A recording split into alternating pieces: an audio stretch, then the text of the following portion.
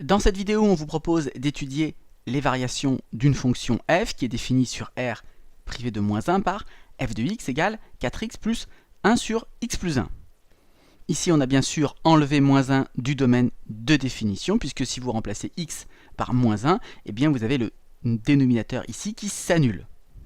Et cela n'a pas de sens de diviser par 0. Alors l'objectif dans cette vidéo, eh bien, c'est de vous entraîner à bien appliquer la méthode que je vous ai rappelée ici à droite pour étudier les variations d'une fonction. Donc on rappelle brièvement cette méthode si vous voulez étudier les variations d'une fonction et que les variations de cette fonction ne sont pas évidentes. Alors, dans un premier temps, on va d'abord calculer f' de x, donc la fonction dérivée de f, pour ensuite, dans un second temps, eh bien, étudier le signe de f' de x. Alors, je vous rappelle que pour étudier le signe de f' de x, eh bien, il vaut mieux avoir f' de x sous la forme d'un produit ou d'un quotient. Donc, à la première étape, il s'agit de calculer f' de x et également de le mettre sous la bonne forme pour pouvoir facilement étudier son signe. Et puis ensuite, dernière étape, on peut dresser le tableau de variation en utilisant le théorème que je vous ai rappelé ici. Lorsque sur un intervalle i, f' est strictement positive, alors vous pouvez en déduire que f est strictement croissante. Et même chose, si toujours sur un intervalle i ici, vous avez votre dérivée qui est strictement négative, alors eh bien, la fonction sur cet intervalle, elle est à ce moment-là strictement décroissante. Bien, vous avez là tous les éléments pour résoudre cet exercice. Appuyez sur pause, cherchez-le bien et on se retrouve tout de suite après pour la correction. Bien, on passe maintenant à la correction de l'exercice. Donc allons-y, on doit étudier les variations d'une fonction, donc on applique notre plan. Petit 1, on calcule f' de x. Alors pour dériver une fonction, on se pose toujours la même question.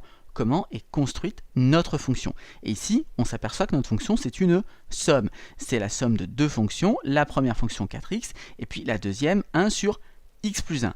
Donc pour obtenir f' de x, eh bien, on va devoir dériver chacune de ces deux fonctions et additionner le résultat.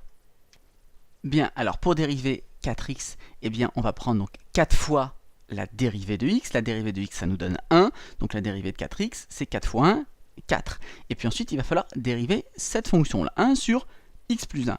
Alors attention, donc on dérive, on se repose toujours la question, comment est construite cette fonction? Et là, on reconnaît une fonction du type 1 sur une autre fonction. En fait, ici, on a un morceau qui est du type 1 sur v. Et donc, vous devez savoir que pour dériver une fonction du type 1 sur v, eh bien, on va utiliser la formule moins v' sur v carré. Ça, c'est une formule importante que vous devez connaître, qui doit être dans le cours sur la dérivation. Alors, évidemment, nous, ici, le v, c'est x plus 1. Donc, v', eh bien, on dérive x plus 1, c'est une somme, donc je dérive chacun des morceaux. La dérivée d'une constante, c'est 0, et la dérivée du x, on l'a dit tout à l'heure, c'est 1. Donc, on a v' qui est égal à 1. Donc pour la dérivée de 1 sur x plus 1, on obtient donc moins v', donc moins 1 sur x plus 1 au carré sur v carré. Alors là, on a calculé f' de x, mais on sait qu'on va ensuite étudier le signe de f' de x. Et pour étudier le signe de f' de x, on a dit tout à l'heure qu'il valait mieux avoir f' de x sous la forme d'un produit ou d'un quotient. Et là, en définitive, on a une somme avec un terme positif et puis un terme ici qui est négatif. Un carré, c'est toujours positif. Donc là, j'ai l'opposé d'un carré. Donc, je ne peux pas connaître ici le signe facilement quand on additionne un nombre positif et un nombre négatif. Donc c'est pour ça que là, on n'a pas f' de x sous une forme très intéressante pour étudier son signe. Donc on va plutôt se ramener à une expression avec un seul quotient. Donc là, je vais tout mettre sur le même dénominateur. Le dénominateur commun, ça va être x plus 1 au carré. Donc je vais multiplier ici, je vais faire comme si j'avais 4 sur 1, et je vais multiplier par x plus 1 au carré en haut et en bas. On obtient alors, après avoir multiplié par x plus 1 au carré en haut et en bas, eh bien l'expression suivante. Donc là, on est ramené à un seul et unique quotient. Alors ensuite, est-ce qu'on va pouvoir facilement étudier le signe de cette expression? Eh bien, on l'a dit, au dénominateur, ici, on a un carré, donc on a une quantité qui est toujours strictement positive, hein, évidemment, x est différent de moins 1, donc le dénominateur est strictement positif. Donc f' de x, en définitive, son signe, c'est le même que celui du numérateur. Si le numérateur est négatif, f' de x est négatif. Si le numérateur est positif, f' de x est positif. Alors, est-ce qu'on sait facilement étudier le signe du numérateur? Bien, on voit que si on développe ici cette expression, on va avoir en définitive un trinôme du second degré, on va avoir une expression avec des x carrés, des x et des constantes. Et ça, on sait parfaitement étudier le signe d'un trinôme du second degré. Donc ça serait une première possibilité, développer et ensuite étudier le signe du trinôme. Mais on peut faire un petit peu mieux ici. On peut en fait assez facilement factoriser cette expression. Alors, comment faire? Alors, je vais vous le faire ici en détail. Ici, on a une différence entre deux termes. Et si on regarde bien, on peut considérer que ces deux termes, ce sont des carrés. Et on va donc pouvoir utiliser l'identité remarquable a carré moins b carré qui va nous donner a plus b facteur de a moins b. Alors le 1, c'est pas très difficile de voir que c'est un carré, puisque 1, c'est pareil que 1 au carré. Là, c'est un petit peu plus subtil parce que, regardez, le carré concerne juste le x plus 1. Et on a un facteur 4 devant. Et ce facteur 4, on va pouvoir le rentrer ici dans le carré. Comment faire? Eh bien, on va remarquer que 4, c'est 2 au carré. Donc en fait, je peux écrire plutôt ici que c'est 2 facteur de x plus 1, le tout au carré. On a bien égalité ici entre ces deux termes. 2 facteurs de x plus 1 au carré, eh bien ça va nous donner 2 au carré, 4, multiplié par x plus 1 au carré. À partir de là, on peut utiliser notre identité remarquable. Donc le a, c'est 2 facteurs de x plus 1, et le b, c'est 1. Donc allons-y. Le a, alors je vais développer le 2 ici, ça va nous faire 2x plus 2, ça c'est le a. Donc plus b, facteur de 2x plus 2, c'est mon a, moins b. Ce qui nous donne donc finalement 2x plus 3, facteur de 2x plus 1. Donc on va pouvoir remplacer ici le numérateur par cette expression. Et en fait, qu'est-ce qu'on a fait là? On a tout de suite trouvé la forme factorisée du trinôme qui se trouve au numérateur. Et donc, notamment, on a les racines du trinôme qui vont être extrêmement simples à trouver. En effet, les racines, ce sont les valeurs du x qui annulent le trinôme, donc qui annulent le produit. Pour annuler un produit, il n'y a pas 50 solutions, il faut annuler au moins l'un des deux facteurs. Donc ici, quelle valeur est-ce qu'on peut attribuer à x pour annuler ce premier facteur? Eh bien, pour que 2x plus 3 soit égal à 0, il faut prendre x égale moins 3 demi. Donc là, on a une première racine, moins 3 demi pour le trinôme. Et la deuxième valeur possible de x qui annule ce trinôme, eh bien, c'est la valeur qui annule 2x plus 1. Et pour annuler 2x plus 1, il faut prendre x égale moins 1 demi. Donc là, on a les deux racines du trinôme qui est au numérateur. Donc on va maintenant terminer l'étude de signes de f' de x et on va enchaîner en même temps avec le tableau de variation. Donc ici, première ligne, on a x qui se balade entre moins l'infini et plus l'infini. Mais il ne faut pas oublier de faire figurer dans notre tableau que moins 1 est une valeur interdite. Donc on va placer ici moins 1. Et comme c'est une valeur interdite, on va placer une double barre ici pour f' de x et pour f. Ensuite, pour le signe de f' de x, on a dit que le signe de f' de x était le même que celui du numérateur puisque le dénominateur il était strictement positif. Et au numérateur, on a un trinôme, donc du second degré, et on sait que ce trinôme il possède deux racines, moins 3 demi et moins 1 demi.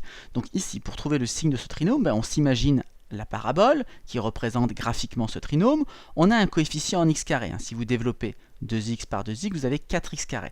Donc vous avez un coefficient en x carré qui est positif. Donc on peut imaginer ici une parabole qui a cette forme-là, et on sait que ce trinôme a deux racines, moins 3 demi et moins 1 demi. Donc on sait que notre parabole, elle coupe deux fois l'axe des abscisses, une fois en moins 3 demi et une autre fois en moins 1 demi. Donc du coup, ce trinôme, il est d'abord positif, puis négatif, et enfin positif. Donc on place dans le tableau moins 3 demi et moins 1 demi. Alors on fait attention à l'ordre, mais moins 3 demi, c'est inférieur à moins 1, et moins 1 demi, c'est strictement donc supérieur à moins 1. Donc on a notre dérivée. Encore une fois, le signe de f' de x et le signe du trinôme, ici, c'est le même. Donc on a ici l'annulation en moins 3 demi et en moins 1 demi. Et ensuite, on l'a dit, quand x est plus petit que moins 3 demi, notre trinôme il est positif. Il va être négatif entre moins 3 demi et moins 1 demi. Et après moins 1 demi, il redevient positif. Et donc maintenant, on peut en déduire les variations de f en appliquant notre théorème ici fondamental. Donc sur l'intervalle moins l'infini, moins 3/2, eh bien on a une dérivée qui est strictement positive, donc on a une fonction qui est strictement croissante. Donc ici, je symbolise ça en faisant une flèche ici qui monte sur l'intervalle moins l'infini, moins 3/2.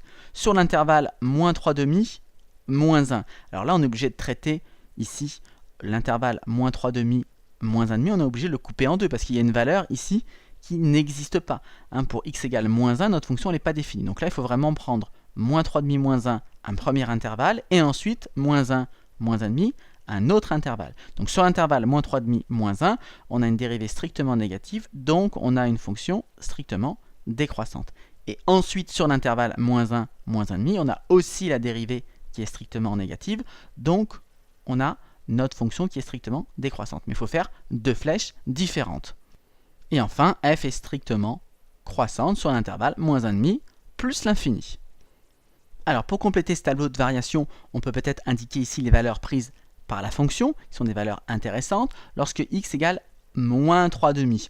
On voit ici que f admet un maximum local ici. Donc on peut peut-être regarder la valeur de ce maximum local, et pour ça, il suffit de calculer f de moins 3/2. Quand x vaut moins 3/2, quelle est la valeur prise par f de x? Donc là, il va falloir remplacer x par moins 3/2 dans cette formule. Et si vous remplacez x par moins 3/2 dans cette formule, vous allez obtenir moins 8. Je vous laisse vérifier que c'est bien le cas.